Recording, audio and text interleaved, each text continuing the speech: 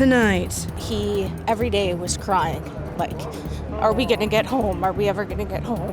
Saskatchewan Sunwing passengers trapped south of the border finally make it home.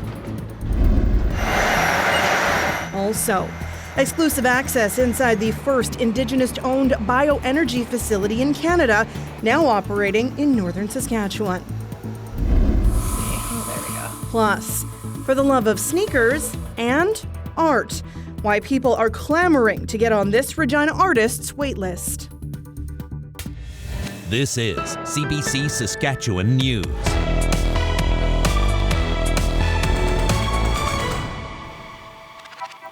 It is Monday, January 2nd, and the CBC Saskatchewan News starts right now. Good evening, and thank you for joining us. Hundreds of stranded Saskatchewan travelers are finally home after much delay and frustration, and more are expected in the coming days. Getting flights back to Canada has been difficult ever since Sunwing Airline halted all flights into our province until early February. Our reporter Sam Sampson was at the airport today, where people say they felt abandoned abroad. People make friends on vacation all the time, but this bond was forged in frustration. They met in Cuba after Sunwing canceled their late December return flight to Regina. They banded together along with dozens of others to get their families home. I actually have a 13-year-old boy who suffers from severe anxiety, and he every day was crying, like, are we going to get home? Are we ever going to get home? Initially, a lack of staff and winter storms forced cancellations. Then, Sunwing announced December 29th it wouldn't fly in or out of Saskatchewan until February 3rd. That means passengers were rebooked onto flights to other cities that would fly to Saskatchewan, but those were delayed by up to 6 days. Sunwing has reached a level of incompetence that has never been measured before. I kind of expected maybe going to be delayed, so they prepare a little bit more things, including medicine and diaper kind of things, but still, like, we really don't know what's the issue, because the message, for example, we even don't have the update. If they had told us 5 days, that would have been fine. Every day into the lobby. You spent the days in the lobby of your hotel? Every day. I could see you've been through it. Done. Felt like abuse. Yeah. Val Lechner could have waited for a WestJet flight from Winnipeg to Regina, but she rented a car and made the drive instead. I didn't trust them. We had heard that so many times. They're coming, there's a plane, we promise. And even after we were probably halfway on the road, or an hour on the road, and they're like, oh, there's a plane. Is there a plane? Sunwing says they tried to hire foreign pilots for the winter, but couldn't. The airline hasn't explained why Saskatchewan flights were cut. No one from the company has agreed to several interview requests. Passengers we spoke with said Sunwing provided them with little to no information. Air passenger rights advocates say that's a no-no as far as federal legislation goes.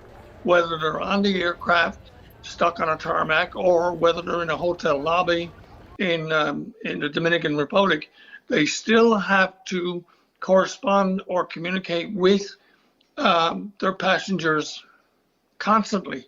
See you guys. Sunwing says affected passengers can apply for compensation through its website, but these new friends are waiting for information on a class action lawsuit. Sam Sampson, CBC News, Regina. Some passengers are out a lot of money because of canceled or delayed flights. Under federal rules, Sunwing has to pay compensation to passengers up to $1,000 if the flight change was within the airline's control. A passenger rights advocate is pushing for legal action. You see, these situations keep happening over and over again because airlines are typically not held accountable, not by the government and not by the public. First step, send Sunwing a letter of demand. Very businesslike, very dry, just simply saying, these are the expenses we incurred. Here are copies of receipts. Please pay up within 30 days. If Sunwing, as expected, doesn't pay, you serve Sunwing with small claims court papers. Then Sunwing will have to come out to Saskatchewan and defend in court why it is not paying passengers. I wouldn't be surprised to see a class action as well, but even if it doesn't become a class action, just a few dozen passengers teaming up together, that will also be a viable route. The bottom line is don't let Sunwing keep passengers' money. The RCMP are warning the public after 2 overdose deaths in just 3 days in the Swift Current area. A 30-year-old man died December 29th and a 27-year-old man died on the 31st.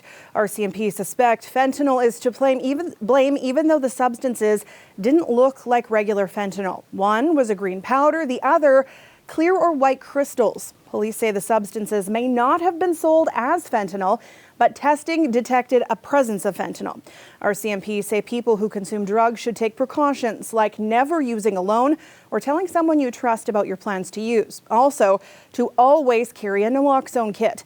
Naloxone can reverse the effects of an opioid overdose. A person died over the weekend while in the custody of Moose Jaw police. Officers say the person went into medical distress and stopped breathing in the police detention center Saturday night just before 10 o'clock. They say they responded immediately and tried CPR until paramedics took over. The person was taken to hospital but could not be resuscitated. Now, the Saskatchewan Coroner Service, the province's Serious Incident Response Team, and Weyburn Police have all been asked to investigate and provide independent oversight. The first Indigenous-owned bioenergy facility in Canada is now operating in northern Saskatchewan. It's part of the federal government's push toward clean energy. But getting this kind of project off the ground isn't quick, easy, or cheap.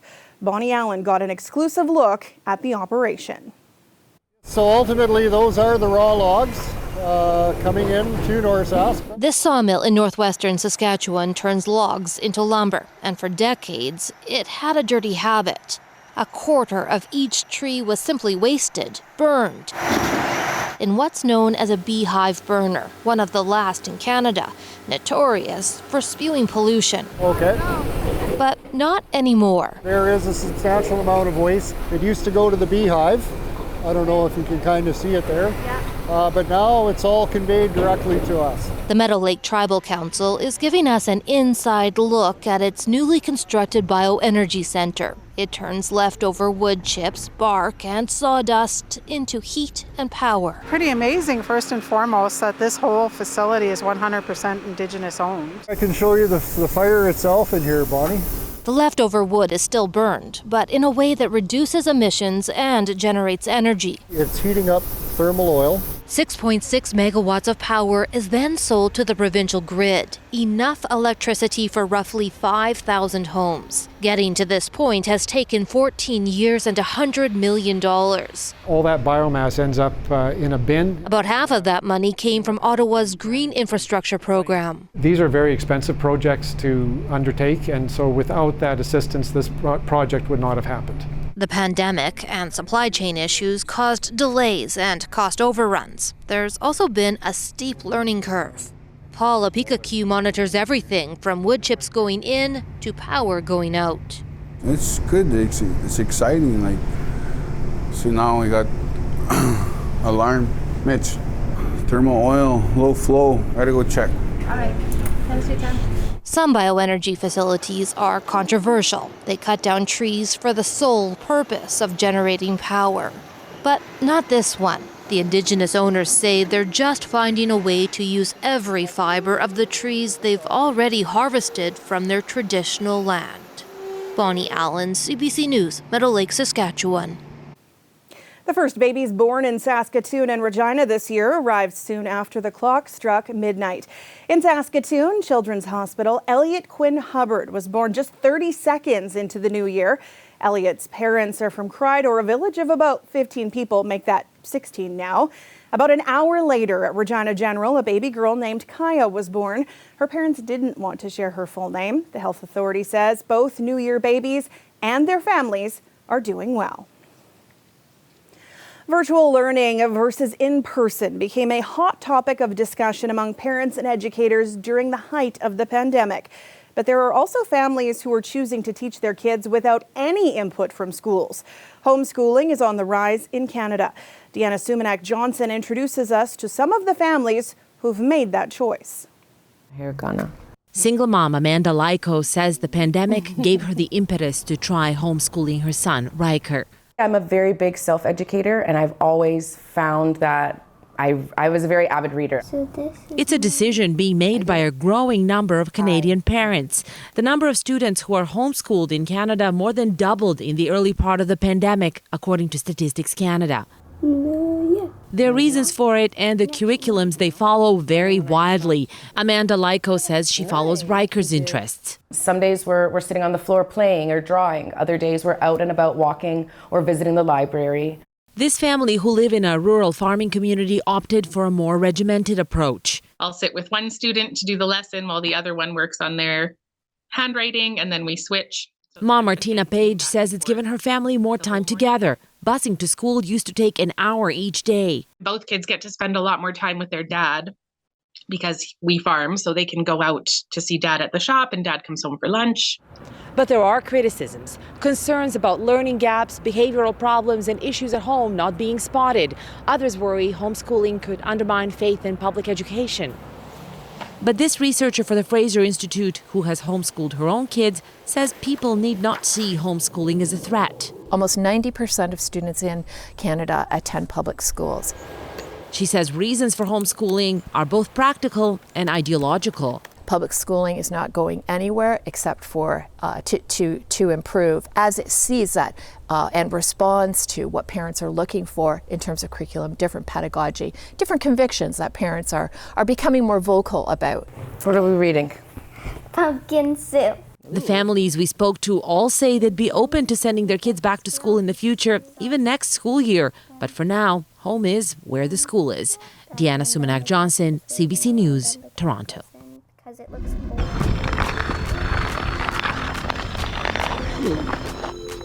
What a gorgeous day to slap on some skates and glide around an outdoor rink. This is how things looked in Saskatoon today, but that warm sunshine graced most of the southern part of the province.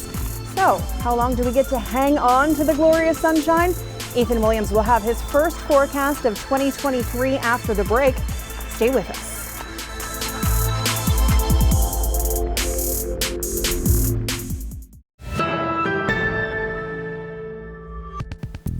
Welcome back. A 25-year-old Regina teacher is tapping into sneakerhead culture to sell her custom creations. People who love to buy, trade, and sell unique footwear are lining up to snag a pair of her limited edition kicks. We caught up with Cassandra Simon to learn more about her process and why people are clamoring to get on her waitlist. I don't necessarily have a favorite style or type of shoe to do because one of the things I like a lot about doing this is that it's different every time. I'm Cassandra Simon and I'm a custom sneaker artist. To finish a pair of shoes can take between as low as 4 hours up to 20 hours depending on the complexity of the design. Some of the shoes that have taken me the longest, both in the planning stages and in the painting stages, are most things with characters. So I've done a Kobe pair of shoes, I've done a John Morant pair of shoes, I've done a lot of anime characters, some Disney characters, anything like that that has a lot of detail. Some of the different things that I do to actually make the picture come to life is I use like transfer paper to transfer designs that I sketch out with pencil sometimes if I'm doing anime characters. Sometimes I cut out stencils with my stencil machine. Sometimes I just freehand a lot of different things. I use my airbrush or with a paintbrush, and sometimes even a toothpick if I'm doing tiny little details. I started getting interested in sneakers sometime during my journey being an athlete. It's really popular with athletes a lot of the time. I was a track and field athlete at the University of Alberta for 6 years. I ran 60-meter hurdles mainly, but a few other sprinting events as well. I'd seen other people do it mostly in the US, and I'm always looking for a new way to be creative, and shoes were interesting to me as kind of a medium for that. And so I asked for kind of the supplies for Christmas about 3 or so years ago and did a pair for myself and kind of just took off from there. So after I did my first pair of shoes for myself, I have 3 younger sisters, so they all wanted something. So I painted them each a pair of shoes, and then after that all their friends wanted them, and my husband's actually the one that kind of pushed me to actually start it as a business. We met back in 2018. We both ran track. I ran track for the U of R. and she ran track for the U of A, and we just were crossing paths. When I first went to visit her in Edmonton, when we first started dating, she had her first pair of Air Maxes that she did a Star Wars theme for, and I thought those were really cool. A lot of people just saw her shoes, and everyone knew she was a really good artist, and people just kept asking her to do some. And she just said she didn't have the time, I was like, well, why don't you make a business? And I think it was the first day we made an Instagram, she posted her first couple pairs of shoes that she did, and she gained like 1,500 followers in the first day. And it just took off from there, and here we are now. I work at a K-12 school, and almost all the kids have asked me at some point various questions about it. A lot of the kids don't believe that I did it, or there's a teacher in grade 2 at our school, for example, that wore a pair last week and the kids just did not believe that I painted them. Seeing people's reactions just confirms to me that I'm doing what I should be doing and that I'm doing a good job, and it just gives me motivation to keep doing it and be excited for the future of my little business. This weather update is brought to you by Capital GMC Buick Cadillac. 22 model clear out is on now.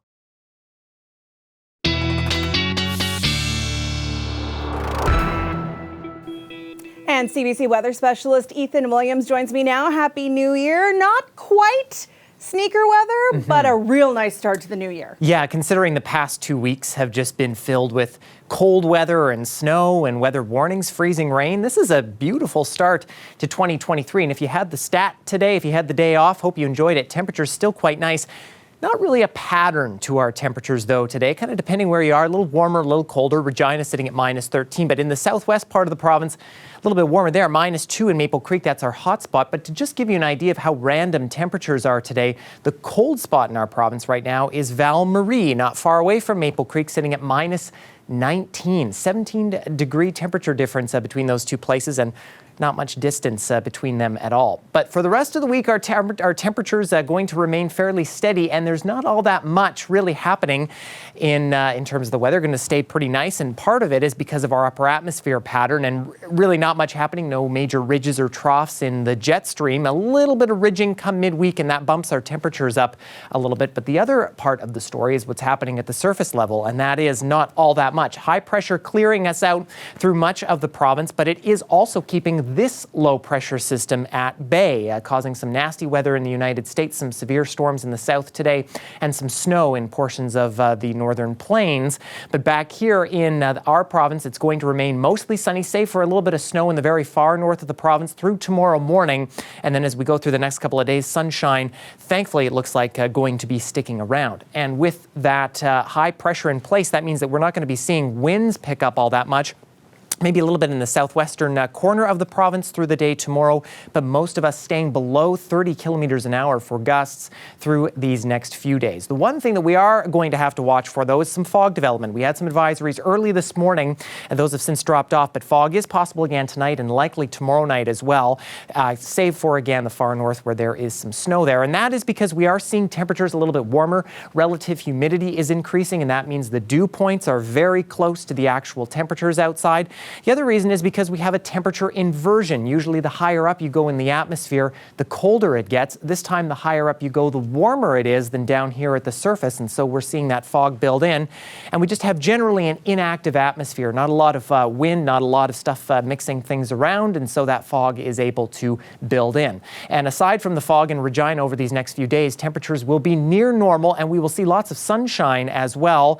Not much in terms of wind, not much in terms of any moisture, and temperatures will get quite warm as we head into the weekend. Saskatoon, a very similar picture here. -10s on the boards. That's bang on normal for your daytime highs for this time of year. A little bit of cloud cover building in on Friday, but that quickly departs through the weekend. Temperature is going to be staying quite nice. And my New Year's resolution, I think, Sam, is to make more forecasts like this. It is going to be a nice week ahead. So good. So good. Thanks, Ethan. You bet. Stay with us. We have more news after the break.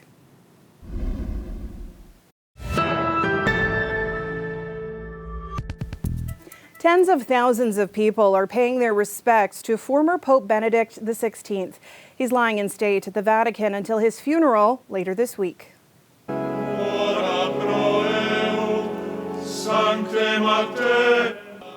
The body of the Pope Emeritus arrived at St. Peter's Basilica this morning. Benedict will lie in state until Wednesday before his funeral Thursday. Pope Francis will preside over the funeral mass, the first time a pope will be buried by his successor.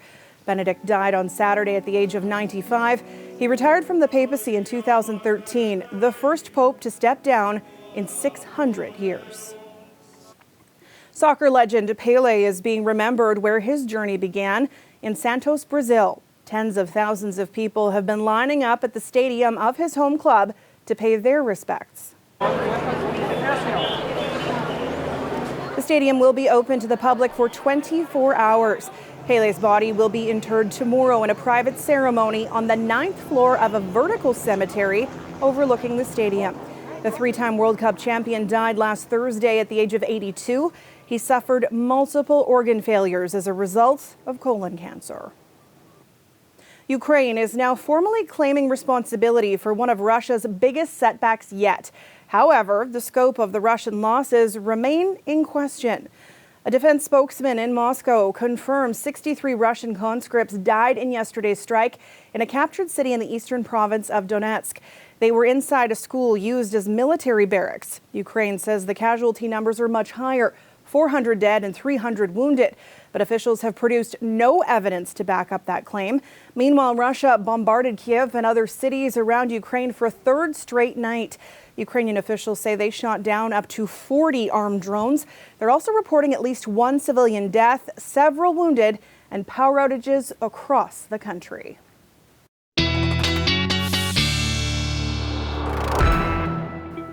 And Ethan is back with one last look at tonight's weather. And after a night of mainly clear skies, we could see some fog build in through much of the province. That includes in Regina as well, where by tomorrow morning that could still be lingering. Mostly sunny, though, a little on the cool side around -18, but not a lot of wind means not a lot of wind chill. So that is a good sign. Warming up to about -12 by the noon hour before our daytime high of -10. Some fog possible in Saskatoon as well. Mostly sunny again, similar temperature, and that should be burning off by the noon hour as well. Also looking for a high of -10 for you in Saskatoon. Last day of holidays for a lot of people, and one last holiday photo for you all from Lisa just outside of Regina, who not only captured the beauty of her Christmas lights, but the northern lights as well, Sam. Pretty tricky to get both in one shot, so thanks to Lisa for that. That's a twofer. Yes, exactly. Thanks, you bet.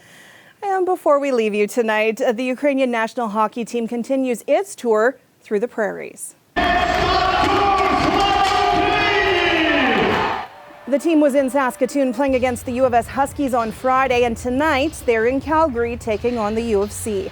It's part of the Hockey Can't Stop Tour, a 4-game series against Western Canadian universities.